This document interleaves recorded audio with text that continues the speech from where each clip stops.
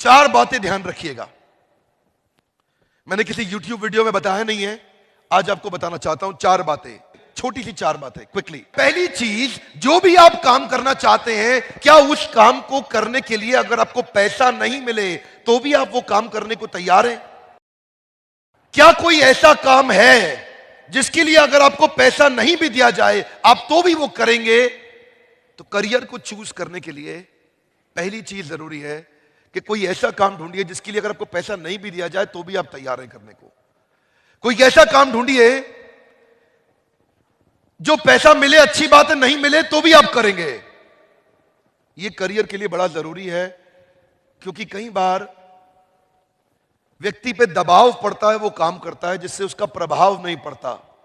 जब दबाव बढ़ता है तो प्रभाव नहीं बढ़ता। दूसरा चीज, जो काम आप करना चाहते हैं, जो आप करियर बिल्ड करना चाहते हैं, क्या उसको करते वक्त आपकी इंप्रूवमेंट, बेहतरी, बढ़ोतरी हो रही है कि नहीं हो रही?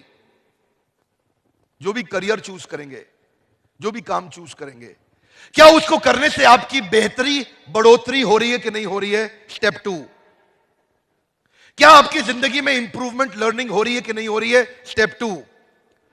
अगर ये दोनों का आंसर यस है तो तीसरे स्टेप पे चलिए। और तीसरा स्टेप है, जो करियर आप लेने वाले हैं, क्या उसका समाज में कोई फायदा हो रहा है कि नहीं हो रहा? ये स्टेप 3। अगर आपको मतलब लग रहा है कि आपको काम करने में बहुत अच्छा लग रहा है। दूसरा, अगर उस काम को करने में आपकी इंप्रूवमेंट हो रही है। तीसरा, अगर उस काम को करने से समाज का कोई फायदा हो रहा है।